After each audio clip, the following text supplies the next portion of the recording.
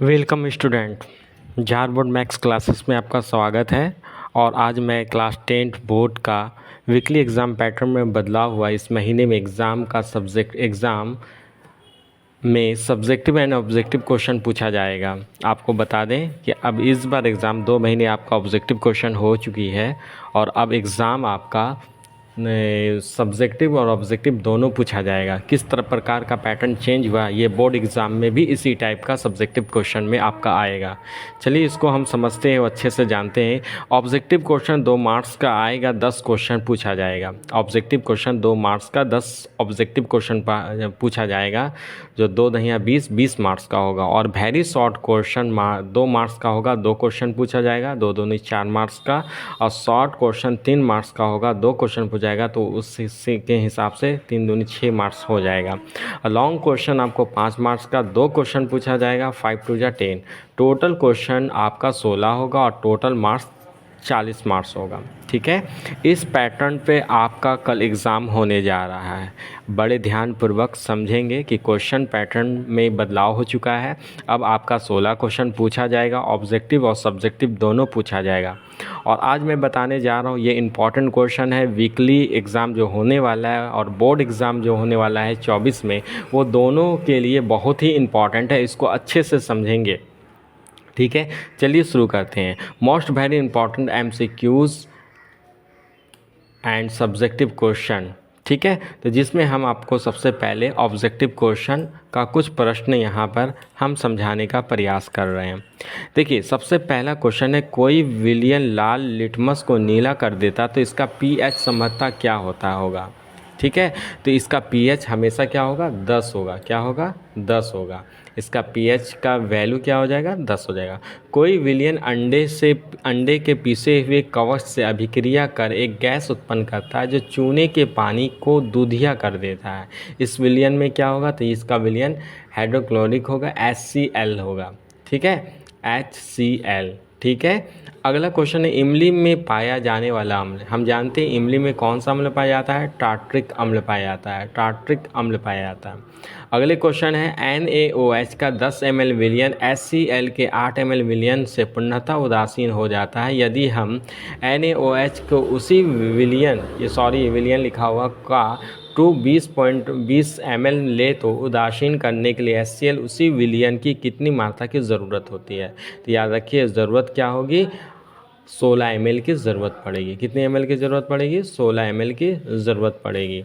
अगले क्वेश्चन की तरफ हम लोग बढ़ते हैं कि अपच का उपचार करने के लिए निम्न में किस औषधि का उपयोग किया जाता है। जैसे हम खाने के बाद एसिडिटी हो जाता है, अपच हो जाता है, तो उसको हम क्या करें, एंटीबायोटिक प्रतिजैविक लेंगे या एनोजेसिक पीड़ाहारी लेंगे या एसिड लेंगे या एंटीसेटिक प्रतिरोधी लेंगे। तो इसका राइट आंसर हो जाएगा एंटीसेडिड आपको लेनी होगी। अगला क्वेश्चन की तरफ हम लोग बढ़ते हैं। अगला क्वेश्चन है, प्लास्टर ऑफ पेरिस किसके द्वारा कठोर होता है। पानी के साथ या पानी देना या कार्बन डाइऑक्साइड या CO2 के साथ संयोजन। तो पानी के साथ संयोजन कर लेता है। संयोजन के साथ प्लास्टर ऑफ पेरिस कठोर हो जाता है। अगला क्वेश्चन है, जठर रस का pH का मान क्या होता है। तो याद रखिए, जठर रस का pH का मान 1.2 होता है। उदासीन विलयन का pH मान क्या होता है, तो उदासीन विलयन का pH मान 7 होता है। अगला क्वेश्चन है, ग्लूकोज का रासायनिक सूत्र होता है। ग्लूकोज का रासायनिक C6H12O6 होता है। याद रखिएगा, C6 जो नीचे लिखेंगे, 6 जो नीचे लिखेंगे है, ठीक है, H12O6। ठीक है, अगला क्वेश्चन है, अम्लीय वर्षा के लिए pH का मान क्या होता है। तो pH का मान क्या होता है, 5.6 से कम होता है। क्या होता है, 5.6 से कम होता है। ये 10 क्वेश्चन कुछ इंपॉर्टेंट था, हमने आपको बता दिए, इसे बड़े ध्यानपूर्वक समझेंगे। अगला क्वेश्चन आते हैं, अति लघु उत्तरीय प्रश्न, very short answer type question. तो इसमें पूछा है कि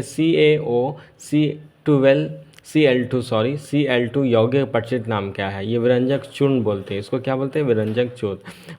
पदार्थ का नाम बताइए जो क्लोरीन से क्रिया करके विरंजक चूर्ण बनाता है। तो ये आंसर हो जाएगा शुष्क बुझा हुआ चूना। क्या हो जाएगा, शुष्क बुझा हुआ चूना। अगला क्वेश्चन है, कठोर जल की मृदु करने के लिए किस सोडियम यौगिक का उपयोग किया जाता है। तो उत्तर लिखेंगे सोडियम कार्बोनेट। क्या लिखेंगे, सोडियम कार्बोनेट। और धोने का सोडा, क्या होगा, धोने का सोडा। अगला क्वेश्चन है, टमाटर में कौन सा अम्ल होता है। होता है, तो टमाटर में आपका ऑक्सलिक अम्ल होता है। चींटी के दंश में उपस्थित का अम्ल का नाम बताइए। जो चींटी काट लेती है तो उसमें कौन सा अम्ल छोड़ती है, तो आपको बता दें फार्मिक अम्ल मेथेनाइक अम्ल छोड़ती है।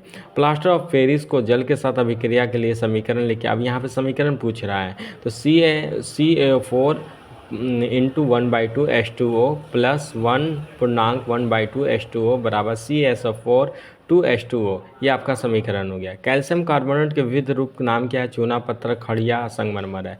जल में घुलनशील क्षारक को क्या कहते हैं? क्षार कहते हैं। ठीक है, ये कुछ आपका अति लघु प्रश्न था। चलिए हम आगे बढ़ते हैं और लघु उत्तरीय प्रश्न में हम चलते हैं। तो लघु उत्तरीय प्रश्न में शॉर्ट आंसर टाइप क्वेश्चन है।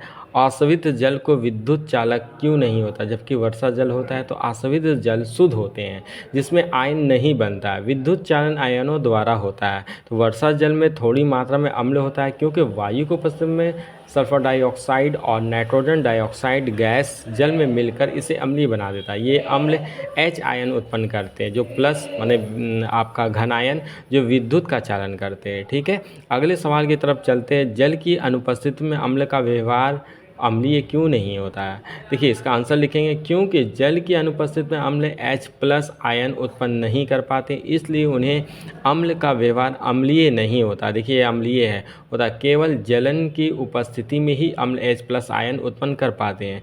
अम्लीय अभिलक्षण दर्शाने के लिए आयनों को बनाना जरूरी होता है। ठीक है, अगले क्वेश्चन की तरफ चलते हैं। आपका क्वेश्चन है कि ताज़े दूध में या सॉरी यहाँ एडेड हो गया है, दूध में एंड हो गया है। ताज़े दूध में pH का मान 6 होता है।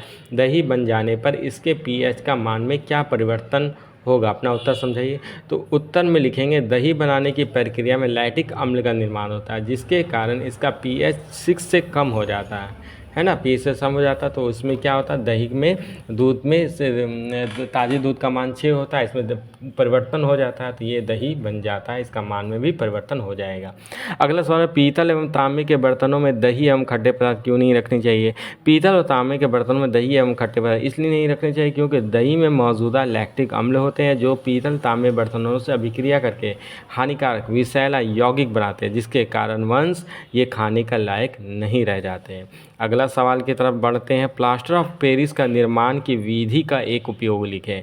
तो जिप्सम जानते हैं CaSO4 इंटू 2H2O को 120 डिग्री पर सावधानीपूर्वक गर्म करने पर फलस्वरूप प्लास्टर ऑफ पेरिस बनता है। प्लास्टर ऑफ पेरिस का उपयोग मूर्ति बनाने में, शल्य चिकित्सा टूटी हड्डियों को बैठाने में और जोड़ने में पट्टियों का, जब हड्डियाँ टूट जाती है जो आप देखते हैं प्लास्टर होते हैं वो प्लास्टर ऑफ पेरिस होता है। अगले क्वेश्चन की तरफ चलते हैं। प्रश्न है कि दैनिक जीवन में pH का महत्व लिखिए। हमारा शरीर 7.0 से 7.8 pH के पारास के बीच कार्य करता है। मिट्टी का pH की प्रकृति अम्लीय होता है, फसल के लिए अनुकूल नहीं होता है। हमारे उदर में हाइड्रोक्लोरिक अम्ल होता है जो उदर में हानि पहुंचाता है, बिना पाचन में सहायता करता है। यदि मुंह का pH मान 5.5 से कम हो तो दांतों में क्षय हो जाता है। ठीक है, समझ गए। कुछ लॉन्ग क्वेश्चन भी हमने बताया, इसमें पूरी कोशिश की गई है शॉर्ट, लॉन्ग और वेरी शॉर्ट और ऑब्जेक्टिव सबको हम इसमें डाले हैं। और ये बता दें ये आपका इसके बाद भी अगला वीडियो आपको जाएगा जो वेरी इंपॉर्टेंट है, जो वीकली एग्ज़ाम में बहुत आपके लिए फ़ायदा पहुंचाएगी और ख़ासकर फाइनल एग्ज़ाम में बहुत ज़्यादा ही फ़ायदा पहुंचाएगी। दीर्घ उत्तरीय प्रश्न में लॉन्ग टाइप क्वेश्चन में एक ग्वाले के ताज़े दूध में थोड़ा बेकिंग सोडा मिलाता है तो ताज़ा दूध का pH का मान 6 से बदलकर थोड़ा क्षारीय क्यों बना देता है? इसमें दूध से दही बनने का अधिक समय क्यों लगता है? तो आपका क्वेश्चन ही है दोनों। तो राइट आंसर लिखें क्योंकि बेकिंग सोडा प्रकृति क्षारीय होता है या दूध का pH मान को बढ़ा देता है जिसके कारण दूध अधिक खराब नहीं होता है। समझ गए। इस दूध में दही बनाने का समय क्यों लगता है? तो इस दूध को दही बनने में अत्यधिक समय इसलिए लगता है क्योंकि दूध का क्षारीय गुण लैक्टिक अम्ल होता है। अम्ल के द्वारा उद्देश्य करने के बाद ही दही निर्माण होता है, अधिक समय लगता है। ठीक है, अगला क्वेश्चन है धोने का सोडा बेकिंग सोडा का दो प्रमुख उपयोग बताएं। इंपॉर्टेंट है। धोने का सोडा का 2 उपयोग लिए तो कांच, साबुन तथा कागज उद्योग में काम आता है, घरों में की साफ सफाई के लिए होता है। बेकिंग सोडा का 2 प्रमुख उपयोग है। सोडा अम्ल को अग्निशामक में प्रयोग होता है, जैसे आग लग गई उसमें बुझाने में मदद शामिल होता है। अग्निशामक जो आप देखे होंगे, गाड़ी देखे होंगे, उसमें उपयोग होगा। खाने की चीज़ों की मुलायम स्पंजी बनाने के लिए होता है, कुरकुरे बनाने के लिए होता है, माने कुरकुरा हो जाए। खाने में अक्सर देखते हैं कि आपको सोडा मिलाया, खाने वाला सोडा मिलाया जाता है ताकि वो मुलायम और स्पंजी या कुरकुरे हो जाए। ये थे आपके तमाम क्वेश्चन, और आप सभी लोगों को बोला जाता है इस चैनल को ज़्यादा से ज़्यादा लाइक और अपने दोस्तों में शेयर करें। जितना ज़्यादा आप लाइक और शेयर करेंगे और इसका आप बहुत देखेंगे तो हम इसका कुछ दिनों के बाद 1-2 दिन ही के बाद इसका PDF भी आपको दे देंगे। अगर 100 लाइक जैसे ही होता है तो हम आपको PDF इसमें डाल देंगे, डिस्क्रिप्शन में आप वहाँ से डाउनलोड कर सकते हैं। इसलिए आप लोग ज़्यादा से ज़्यादा शेयर करें, ज़्यादा से एकदम वायरल कर देना है आपको। ठीक है, थैंक यू, आज के लिए इतना ही। Goodbye, thank you.